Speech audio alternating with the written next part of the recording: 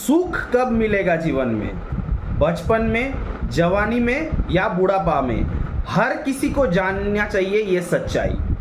आज इस वीडियो में मैं पूरा सच्चाई को एकदम पिन पॉइंटेड करके हाईलाइट करके आप लोगों को समझाऊंगा। वीडियो को बस बिना स्किप करके एंड तक देखना। जो भी इंसान एंड तक सब्र के साथ देखेंगे ना, उसे फुल इंफॉर्मेशन, फुल नॉलेज मिलेंगे, वरना सबको नहीं। तो चलिए शुरुआत करते हैं। सबसे पहले तो आपको समझना चाहिए, मैं सबकी समझ के लिए मेष लगन को चुनता हूँ ताकि सबको आसानी से समझ आता है मेष से। लेकिन आप जान लेना, आपका कोई भी लगन हो, आपका जन्म पत्रिका है कुछ, अगर पर्ची वगैरह कुछ है उसको खोल लीजिए, खोल के उसे देख लीजिए। वहाँ पर जहाँ पर ASC लिखा रहेंगे ना, ASC या लॉन्ग या लगन, तो वो आपका लगन है। तो वहाँ से आप हिसाब करना, जो मैं भाव बताऊंगा, जो फॉर्मूलाज बताऊंगा। कैसे पता चलेंगे आप जीवन भर सुखी रह पाओगे। देखिए, जीवन भर तो एक लगातार कोई सुखी होता नहीं, सिवाय इक्का दुक्का जो रिच पर्सन होता है, जैसे कि मुकेश अंबानी लोग, वो लोगों को छोड़ दीजिए। पूरा जीवन कोई भी सुख सह नहीं पाता, जो भी है। देखिए, आपके जन्म पत्रिका के अनुसार या कालपुरुष राशि कुंडली के अनुसार पहले तो आपको समझना चाहिए कि सुख भाव कौन सा है। सुख का एक भाव होता है, सुख का भाव होता है 4th हाउस। अगर मैं मेष लगन को 1st हाउस पकड़ता हूं तो उसका सुख भाव है कर्क राशि के भाव, 4th हाउस। सेम उसी तरह से किसी का अगर तुला लगन हुआ तो उसका सुख स्थान है मकर राशि के भाव। तो ये समझना पड़ेंगे। अभी फॉर्मूला पे आता हूं। आपके जन्म पत्रिका के अनुसार 9th हाउस यानी कि नसीब भाव का स्वामी अगर शुक्र देव के साथ बलवान होकर केंद्र स्थान पर बैठा हो, केंद्र स्थान का मतलब है 1, 4, 7, 10 यानी कि लगन पर ही, नहीं तो 4th हाउस पे, नहीं तो 7th हाउस पे, नहीं तो 10th हाउस पर बैठा है शुक्र देव को साथ में लेकर। लेकिन जो प्लैनेट बैठा है, जैसे कि 4th हाउस का स्वामी, आप बोलेंगे मेरा तुला लगन है, मेरा 4th हाउस का स्वामी शनिदेव है, तो शनिदेव डिस्टर्ब कर देंगे, वहाँ से नहीं चलेंगे। 4th हाउस का स्वामी भी शुभ होना चाहिए। मतलब तुला लगन के लिए ये फॉर्मूला है नहीं। क्लियर बात। आपके वो जो प्लैनेट 9th हाउस का प्लैनेट वो शुभ होना चाहिए, और नहीं तो है होंगे तुला लगन के लिए 4th हाउस का लॉर्ड शुक्र देव के साथ किसी केंद्र स्थान पर बैठा हो, लेकिन वहाँ पर गुरु जुपिटर की कोई दृष्टि हो, तब होंगे। वरना डायरेक्टली तुला लगन का 4th हाउस का लॉर्ड सैटर्न, क्योंकि शनिदेव खुद दुख कारक प्लैनेट होता है। सुख का मैंने कारक भाव बताया 4th स्थान, और सुख का कारक प्लैनेट समझते हो, सुख का कारक प्लैनेट है शुक्रदेव, सुख सकून शुक्रदेव। लेकिन संतुष्टि, जो आत्म संतुष्टि कहते हैं, इसका कारक प्लैनेट है गुरु जुपिटर। तो आप सीधा सीधी समझ लेना, आपके जन्म पत्रिका में गुरु जुपिटर अगर शुक्र देव के साथ केंद्र स्थान पर बैठा हो, कहीं लगन से लेकर किसी भी केंद्र स्थान पर बैठा हो, या जहां पर भी बैठा हो वहां पर अगर गुरु जुपिटर बहुत बलवान है, बर्ग चार्ट में बलवान है, तो आप जीवन में ज्यादातर टाइम आपका सुख में बीतेंगे। वीडियो खत्म नहीं हुआ, मैं एंड में समझाऊंगा बचपन में कौन सुखी होंगे, मिडिल एज में कौन सुखी होंगे, और बुढ़ापा में। खत्म नहीं हुआ, स्टार्टिंग हो रहा है। फॉर्मूला नंबर 2, आपके जन्म पत्रिका में 4थे भाव का स्वामी, लगन से लेकर 4थे भाव का स्वामी शुक्र देव के साथ स्वक्षेत्र पर 4थे स्थान पर ही अगर बैठा हो, और किसी भी तरह के कोई शुभ प्लैनेट की दृष्टि उस पर हो, या एक और शुभ प्लैनेट, मान लीजिए किसी का तुला लगन है, उसका 4थे भाव का स्वामी स्वयं दुख कारक शनिदेव है, तो यहाँ पर तो प्रॉब्लम होंगे भाई। शनिदेव के साथ अगर शुक्रदेव बैठा रहेंगे तो प्रॉपर सुख नहीं मिलेंगे। लेकिन अगर गुरु जुपिटर मान लीजिए उसी इंसान के, तुला लगन वाले इंसान के 10th हाउस यानी कि कर्क राशि के भाव पर बैठा हो, क्योंकि गुरु जुपिटर कर्क राशि के भाव पर उच्च के होता है, तो वहाँ से 7वीं दृष्टि देंगे शनिदेव को, शुक्रदेव को। ठीक है, ऐसे क्षेत्र पर वो इंसान लगभग पूरा जीवन भर ही मतलब सुख शांति को एंजॉय करते जाएंगे, ज़्यादातर टाइम वो सुखी रहेंगे। या शुभ प्लैनेट की दृष्टि हो या ना हो, मान लीजिए शुभ प्लैनेट ही साथ में, यानी कि मान लीजिए किसी का तुला लगन हो तो उसकी 4th हाउस में सैटर्न शनिदेव के साथ शुक्रदेव बैठे। शुक्र को चाहिए ही चाहिए क्योंकि सुख शांति का कारक प्लैनेट है। अब बहुत सारे लोग बोलेंगे कि मकर राशि के भाव पे जाके गुरु जुपिटर नीच के होता है। जी जरूर है, गुरु जुपिटर वहाँ पर नीच के होता है, लेकिन जैसे ही गुरु जुपिटर वहाँ जाएंगे, तो वहाँ पर गुरु जुपिटर के वजह से शनिदेव को थोड़ा सा शुभ मिल जाएंगे, और शुक्रदेव से शनिदेव को शुभ आ रहा है। तो ऐसे इंसान लगभग ज़्यादातर पूरा जीवन भर ही सुख शांति को एंजॉय करते जाएंगे, आगे बढ़ेंगे। या किसी का डायरेक्ट मान लीजिए मेष लगन है, मेष लगन के 4थे भाव में, 4थे भाव का स्वामी स्वयं चंद्रदेव शुक्रदेव के साथ बैठा हो, चंद्र शुक्र योग 4थे स्थान पर। और मान लीजिए किसी भी प्रकार से मीन राशि के भाव पर गुरु जुपिटर बैठा है। मेष लगन के अनुसार 9th और 12th हाउस का लॉर्ड स्वयं गुरु जुपिटर वो खुद अपने स्वक्षेत्र मीन राशि के भाव पर बैठ के उनकी 5वीं दृष्टि उस चंद्रमा शुक्र को दे रहा है। मतलब यहाँ पर जहाँ पर वो दृष्टि दे रहा है 5वीं दृष्टि गुरु जुपिटर, वहाँ पे गुरु जुपिटर उच्च के होता है कर्क राशि के भाव पर। तो यहाँ पर चंद्रमा भी मजबूत हुआ, शुक्र तो अच्छा रिजल्ट देंगे। तो इसके दौरान क्या होता है, वो जिंदगी भर वो ज़्यादातर टाइम वो सुख शांति को एंजॉय करते जाएंगे। अब बताऊंगा बचपन में कौन सुखी होंगे। लेकिन एक बात बता रहा हूँ, वीडियो को अगर पहली बार देख रहे हो ना तो चैनल को सब्सक्राइब बटन को प्रेस करके नोटिफिकेशन में जाकर ऑल पे जाके ऑन कर देना, एकदम फ्री का चीज़ है, ऑन कर देना ताकि मेरे वीडियो बनते ही आप तक पहुँच जाए। अगर मुझसे कंसल्ट करना चाहते हैं, नीचे स्क्रीन में दिया गया नंबर पर कॉल या व्हाट्सअप कर सकते हैं, लेकिन पेबल। मेरा नंबर है 9619396811। एक बार फिर से बता रहा हूँ, 9619396811। एक और नंबर है 8697429744। एक बार फिर से बता रहा हूँ 8697429744। दोनों ही कॉलिंग नंबर है, दोनों पे ही व्हाट्सएप है, किसी में भी करो डायरेक्ट आप मुझसे जुड़ पाओगे। जो भी हो, जिस इंसान की कुंडली में लगन में दूसरे भाव पर और चौथे भाव पर शुभ प्लैनेट बैठा हो, नैसर्गिक शुभ प्लैनेट बैठा हो, ऐसे इंसान बचपन में सुखी होंगे।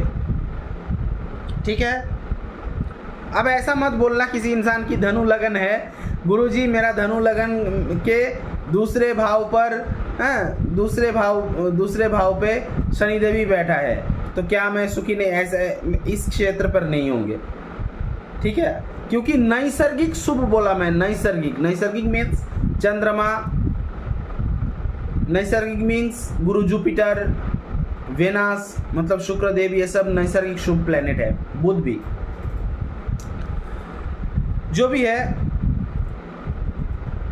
तो बचपन में ये लोग सुखी होंगे। एक दूसरा फॉर्मूला बता रहा हूं, अगर आपकी कुंडली में चतुर्सागर योग है, तो चतुर्सागर मतलब जितना भी शुभ प्लैनेट है, जैसे कि बुध, शुक्रदेव, गुरु जुपिटर और चंद्रमा, ये सब शुभ प्लैनेट, अगर सभी शुभ प्लैनेट मतलब चारों केंद्र स्थान पर बैठा हो तो, ठीक है, या कोण स्थान पर बैठा हो तो, एग्जाम्पल के तौर पे आपको क्या बता दूंगा, मतलब समझ लीजिए किसी इंसान का मेष लगन है तो उसकी चौथा भाव केंद्र स्थान हुआ, वहीं पर अगर चंद्रमा बैठा हो, उस मेष लगन के अनुसार 7वां स्थान तुला राशि शुक्रदेव का, वहीं पर अगर शुक्रदेव बैठा हो, और मेष लगन के अनुसार 10वां भाव यानी कि ये भी एक केंद्र स्थान, वहाँ पर अगर गुरु जुपिटर बैठा हो, तो सभी प्रकार केंद्र स्थान पर 4 स्थान पर 4 शुभ प्लैनेट बैठा हो।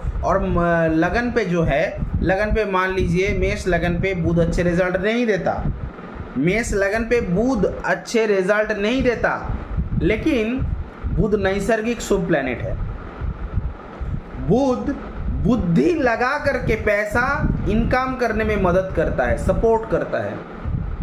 ऐसे में भी आपके जन्म पत्रिका में चतुर्सागर योग हुआ, इसका मतलब आप बचपन में सुखी होंगे। ठीक है, मतलब पहला इनिंग्स में आप सुखी होंगे। और अगर सभी शुभ प्लेनेट कोण स्थान पर बैठा हो, मान लीजिए मेष लगन पर ही मान लीजिए शुक्र अच्छे रिजल्ट नहीं देता, लेकिन शुक्रदेव बैठा हो।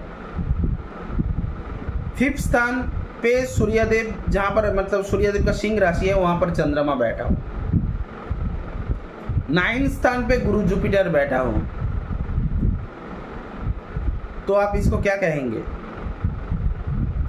इसको चतुर्सागर योग नहीं कह सकता, लेकिन इसको आप बोल सकते हैं बचपन में सुखी। जब वो स्कूल टाइम जो पढ़ाई लिखाई करता है ना, उस टाइम उसके जीवन में सबसे ज़्यादा सुख होंगे।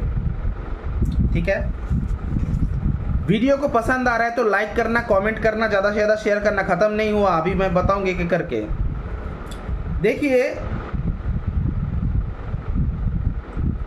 अगर आपके जन्म पत्रिका में गुरु जुपिटर केंद्र स्थान पर बैठा हो और लगन का लॉर्ड भी किसी शुभ स्थान पर बैठा हो, गुरु जुपिटर आपके जन्म पत्रिका में, आपका कोई भी लगन कोई भी राशि होने दीजिए, गुरु जुपिटर अगर आपके जन्म पत्रिका में केंद्र स्थान पर बैठा हो, ठीक है, लेकिन मेष लगन के अनुसार गुरु जुपिटर अगर केंद्र स्थान अगर कर्क को पकड़े तो वहाँ पर वो उच्च के होता है, लेकिन हर लगन के लिए तो नहीं होंगे।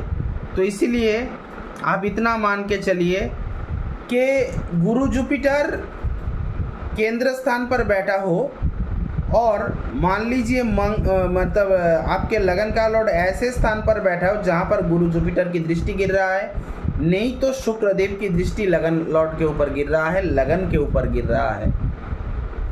ऐसे में वो इंसान बचपन में सुखी होंगे, बचपन का दिन बहुत अच्छा जाएंगे उनका। अब बताऊंगा जवानी में कौन सुखी होंगे। जवानी में कौन सुखी होंगे, सब ये सुनना चाहते हैं ना। जिसकी लगन का लॉर्ड के साथ एकादश भाव का लॉर्ड, 11th हाउस का लॉर्ड धनु राशि या 9th हाउस में बैठा है। किसी इंसान की कुंडली में नवम भाव पे अगर उस इंसान का लगन का लॉर्ड और 11th हाउस का लॉर्ड, या उसी इंसान का 9th हाउस का लॉर्ड और 11th हाउस का लॉर्ड 9th हाउस पर ही बैठा हो, तो वो इंसान जवानी में सुखी। क्यों? आपके मन में ये विचार आएंगे, क्यों? देखिए, एक इंसान का जन्म होता है मेष राशि के भाव पर, अश्विनी नक्षत्र से उनका स्टार्ट होता है कालपुरुष कुंडली में, एम्प्टी कुंडली में। तो वो लड़का जब स्कूल में पढ़ाई लिखाई करता है, माँ के घर में रहते हैं, संस्कार जो होता है ना, घर का संस्कार, चौथे भाव, वो सब बचपना होता है चौथे भाव तक। 5वां होता है थोड़ा सा हायर एजुकेशन, 11-12 हो गया। कॉम्पिटिटिव एग्जाम का जब टाइम आता है ना, कॉम्पिटिटिव, यूपीएससी क्रैक करना चाहते हैं, कोई भी आईपीएस ऑफिसर बनना चाहता है, कोई एमडी बनना चाहता है, तो वो जो कॉम्पिटिटिव एग्जाम का जो हाउस होता है वो 6th हाउस, यानी कि पूरा जो स्ट्रगल चैप्टर है ना आपका 6th हाउस तक खत्म हो गया। 7th हाउस होता है शादी या खुद का बिजनेस, आप जिम्मेदारी ले रहे हो अब। और 7th हाउस के बाद 8, 9, जितना भी 8 तो नेगेटिव हाउस होता है, 9, यहाँ पर आपका जवानी स्टार्ट होता है, आपका जिम्मेदारी लेने का टाइम, आपका फैमिली ग्रो करने का टाइम, सभी प्रकार का टेंशन आपके ऊपर आता है। तो इसीलिए जो भी हो, अभी मैं बताऊंगा, इसका सिर्फ एक ही फॉर्मूला है। अगर आपके जन्म पत्रिका में लगन से लेके 9th हाउस का लॉर्ड 9th हाउस पर ही हो, लेकिन वो 11th हाउस के लॉर्ड के साथ बैठा हो। मान लीजिए किसी का मेष लगन है तो उनकी 9th हाउस धनु राशि के भाव पर गुरु जुपिटर और धनु के अनुसार मेष लगन के अनुसार 11th हाउस का लॉर्ड सैटर्न बैठा हो। जहाँ पर शनि बैठाएंगे ना, शनि मानता हूँ कि एकादश भाव का लॉर्ड है, लेकिन शनिदेव दुख कारक प्लैनेट है, वहाँ पर किसी और शुभ प्लैनेट की दृष्टि होनी चाहिए। समझ लीजिए वहाँ पर चंद्रमा की दृष्टि या शुक्रदेव की दृष्टि होंगे तब जाके वो अच्छा होंगे, वरना तो सब मतलब ये मोटा मोटा समझ लेना कि वो इंसान मिडिल एज में जाके सुखी होंगे। अब कौन इंसान बुढ़ापा में सुखी होंगे?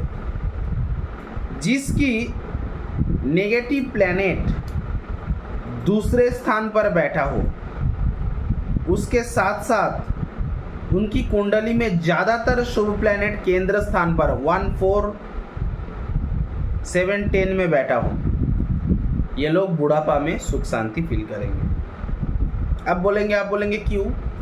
क्योंकि दूसरा स्थान होता है धन भाव, आपकी सेविंग्स मनी। वहाँ पर अगर किसी पाप ग्रह, समझ लीजिए राहु बैठा है, मानता हूँ वो शैडो प्लैनेट है लेकिन उसको पाप ग्रहों में गिना जाता है, तो उसके हाथ में पैसा रुकेंगे नहीं, आएंगे खर्चा होंगे, आएंगे खर्चा होंगे। और किसी इंसान की कुंडली में अगर शुभ प्लैनेट केंद्र स्थान पर बैठा है तो उनको जीवन में मौका तो मिलेंगे लेकिन सुख मिलेंगे बुढ़ापा में। दूसरा फॉर्मूला बता रहा हूँ, जिसकी कुंडली में जितना भी शुभ ग्रह है, जितना भी शुभ ग्रह, मैंने बताया पूरा कुंडली का प्लैनेट नहीं बताया, जितना भी शुभ ग्रह है वो लोग अगर इकट्ठा उस कुंडली में लगन से लेकर चौथे भाव पर बैठा हो, उसके साथ साथ 9th हाउस का स्वामी, जन्म कुंडली में 9th हाउस का स्वामी 12th हाउस पर बैठा हो और नेगेटिव प्लैनेट की दृष्टि हो, उसमें नेगेटिव प्लैनेट राहु, शनि, मंगल, सूर्यदेव दृष्टि हो, ऐसा इंसान बुढ़ापा में ज़्यादा सुख मिलेंगे। अब बोलेंगे क्यों? देखिए क्या शर्त को समझना चाहिए, फॉर्मूला को समझ लेना चाहिए। पहला शर्त क्या था? उनका दूसरा भाव डैमेज होंगे लेकिन केंद्र स्थान पे शुभ प्लैनेट, तो डेवलपमेंट में इसको दे रहे होंगे। अब ये दूसरा फॉर्मूला है, जब भी सभी शुभ प्लैनेट जो है चौथे स्थान पर, केंद्र स्थान पर आ गया, और जितना मतलब क्या बताऊं मैं, 9th हाउस का जो कोणपति है वो चला गया अपने 12th हाउस पर, किसी नेगेटिव प्लैनेट के साथ बैठा है या नेगेटिव प्लैनेट की दृष्टि है। और जहाँ पर चौथे स्थान पर सभी शुभ प्लैनेट बैठा है उसी में भी समझ लीजिए किसी नेगेटिव प्लैनेट का कोई इन्फ्लुएंस है, तो कहाँ से ग्रो करेंगे वो बेचारा? नहीं कर पाएंगे, सफ़र नहीं कर पाएंगे, बुढ़ापा में ही उनको सुख मिलेंगे। समझ में आए? सफ़र नहीं कर पाएंगे इसका मतलब है उसको जवानी में उन्होंने एंजॉय नहीं करेंगे, बुढ़ापा में सुख आएंगे जरूर। ठीक है, आज वीडियो को यहीं पर समाप्त करता हूँ, मिलता हूँ किसी नेक्स्ट वीडियो पे, किसी और नेक्स्ट टॉपिक पे। वीडियो को यहीं पे ख़त्म करता हूँ, मिलता हूँ, बाय।